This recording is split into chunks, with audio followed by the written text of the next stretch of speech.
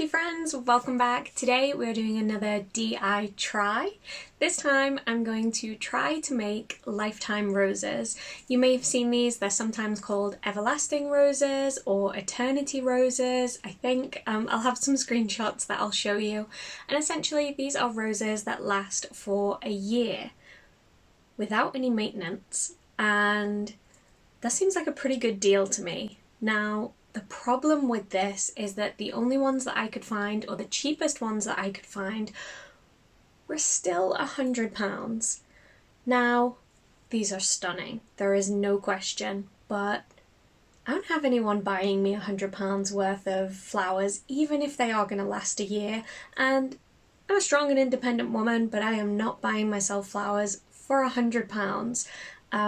Not when most of the flowers I get come from the local supermarket and they're a couple of pounds, and for about the same price I could have fresh flowers every single week.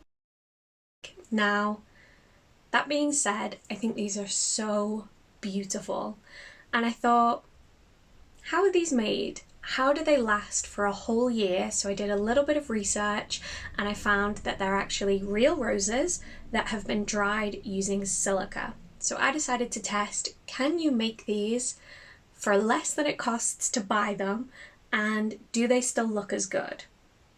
So let's jump right in. So here are some screenshots of the research that I did. There is no doubt that these are stunning. The smaller ones are about the size that I'm going to be making. This larger one is so beautiful, but a lot more expensive. And you can actually buy the roses pre-dried and then put this together yourself. That's a little cheaper. And here's some examples of where you can get the hat boxes online. They're a bit more expensive from Amazon, but that Prime delivery is convenient. So here we have the supermarket flowers that I bought. Again, I mean, I could have used higher quality flowers, but I wanted to use what was available to me, and going to my local supermarket is pretty much all that's available to me these days. Some of the flowers were slightly on the turn, but I bought 2 packs of each, so we'd have like for like in each of the setups that I'm making. So here I'm just cutting off the stems and picking away any excess leaves. My research tells me that you should trim all of this off before the drying process, as well as pick off any leaves that look a little spent.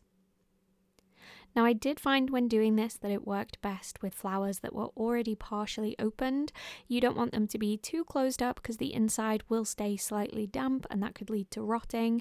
And you don't want it to be super full in bloom because it's probably past its best. It's probably started to lose a little bit of its colour.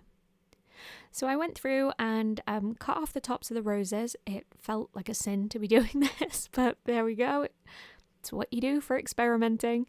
And then I have these little trays that I'm only going to use for flower drying.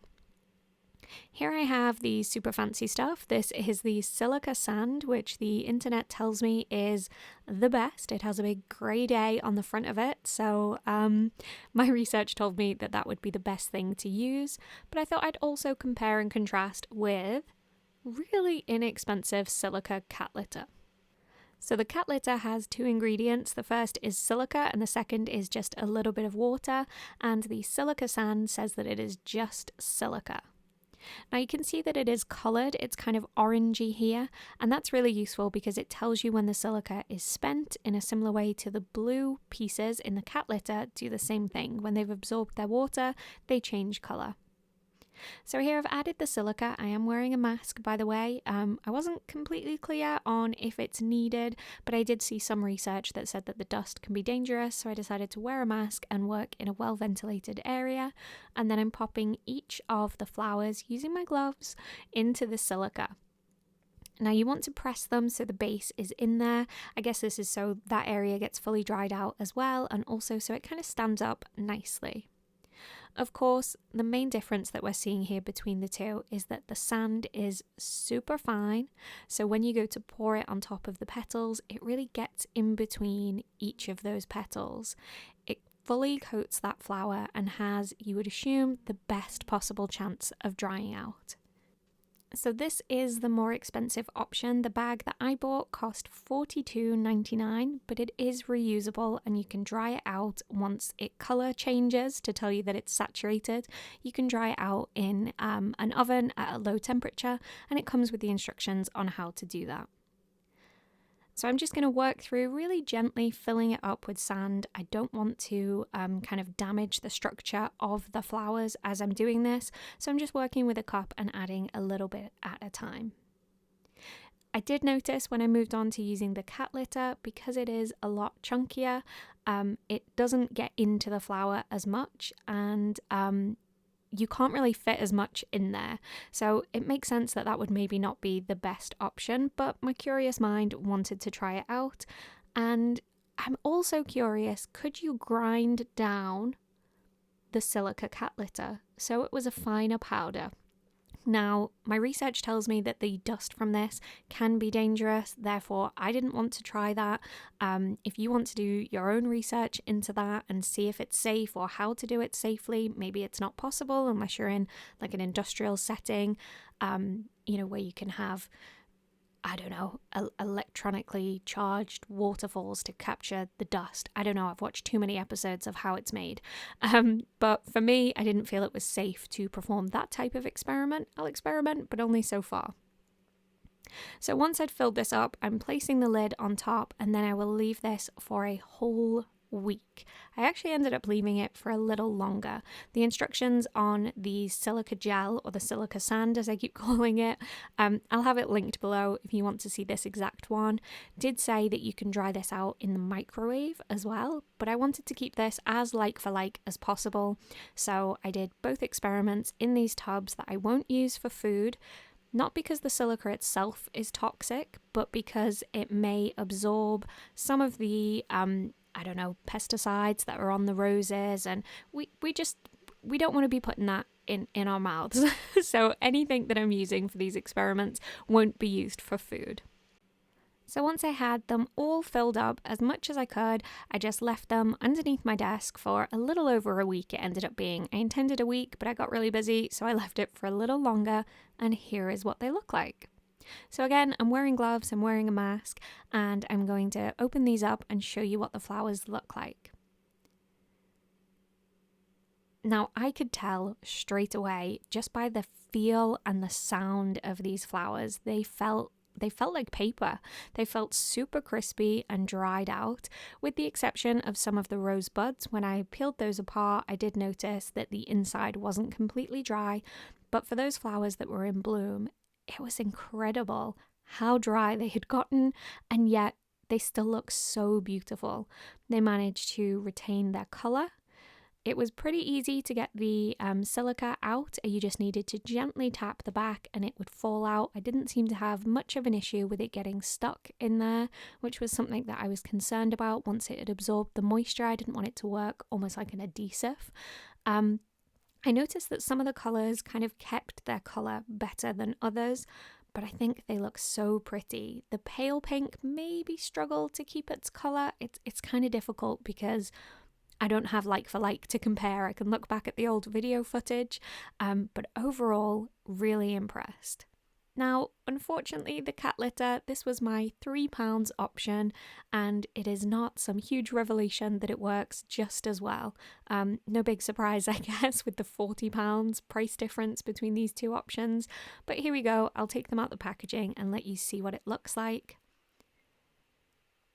Now, I did notice when I opened this, there was almost a very slight like rotting smell coming from these flowers, and they definitely lost a lot of colour. They'd kind of bleached in this process. They don't look as vibrant, and they're kind of mushy. So you can see the side by side, it's not too hard to tell. The cat litter ones, some of the cat litter did actually get stuck inside the flowers as well, and unfortunately I'm not going to try and turn those into a project because they just look a little bit too sad. They'd maybe be great for a one-off for Halloween. Anyway, so moving into the correctly dried flowers, I'm now going to put together my little hat box. First of all, I'm taking a hot glue gun and I'm gluing little what are these guys called? Toothpicks. I never use them for my teeth. They're always for crafts. But I'm gluing toothpicks onto the back of these. You could use a wooden skewer, a bamboo dowel, a popsicle stick, whatever it is that you have. I guess you could even glue these right into the box, but I wanted to be able to arrange them using that toothpick or cocktail stick to be able to stab into the floral foam to hold this in place. So I'm using a little bit of hot glue and adding those to the back. You can also kind of push the end of the cocktail stick into the flower. And then once those are dry, I'm grabbing my hat box. Now my hat box is actually some packaging that I got a mug. It was actually a gift and I always really liked the box and I never threw it away. So here we go. My hoarding is coming in useful for once. I'm using a craft knife to cut some dry floral foam. You don't want this to be the green oasis stuff that you add water to because these flowers are dried and we want to keep them that way. So I cut it down and placed it inside of my box, and then I'm arranging the flowers. I'm not pressing down too hard because I'm just kind of messing with the arrangement here, and I play with this for quite a while. It looks slightly different in the end, but essentially you want to add them in there and then glue the lid of your hat box or your old packaging if you're recycling like I am, and stick that down. I also made a tiny version inside of a cup because I had a couple of these flowers left over and they were too pretty to throw away. So there is a top view and I'll show you some more at the end of the video. Now I wanted to add a label to this and I'm using my Cricut Joy machine to cut out a label out of vinyl. I just designed this myself using a font on Cricut Design Space and then sent it to my Joy to cut it out. I used a weeding tool to remove the excess vinyl. I did find it a little tricky because the letters were so very small, but I got there in the end, and then I'll pick it all up using a piece of transfer tape and move it across to my project. You want to make sure that you burnish everything in place to make sure all of those letters stick, first of all to the transfer tape and then to your project. And you can see how easy it is to peel this off with the transfer tape and then line it up exactly where you want it on the box, and I think this is the perfect finishing touch. If you don't have access to a vinyl cutter like the Cricut Joy, you could definitely print a label from your computer and stick that on using PVA glue or a glue stick, whatever it is that you have, and I think that would look beautiful as well. So there we've got the finished project. I'm just running my fingers over to make sure everything is stuck in place, and I'd say you can definitely do this for less than it costs to buy. So there we have it. It can definitely be done and you can end up with something that looks a little like this. And I mean, I am so impressed with how these turned out. Ideally, I would have had this idea last year so I could straight away show you an update of how they held up for a year, but I didn't, so apologies for that. But I'm pretty confident these are going to last. I mean, check my Instagram. If you're watching this nearer to, what year are we in now? 2021. If you're watching this nearer to 2022, then check my Instagram, see how they're holding up. But yeah, you can definitely make them. So using the cat litter didn't really work. You could maybe try to grind it down into a smaller paste, but I didn't want to start messing with that, especially when I'd read that the dust can be really bad for you, and even with having a mask, I have a dog in the house, he's not going to run around with a mask on, so I didn't want to risk it. And the silica that you can buy that is meant for this type of project, yes, it is a little bit more expensive, well, it's a lot more expensive than the cat litter, but it's reusable. You can recharge it by drying it out in your oven, and I mean, look at the material. The results speak for themselves. So I hope you will give this a go. Maybe it's a little expensive of an outlay if you're going to do this just once for yourself, but if you're going to be making these for gifts or if you're potentially looking to sell those, then the cost of the silica is easily going to be absorbed.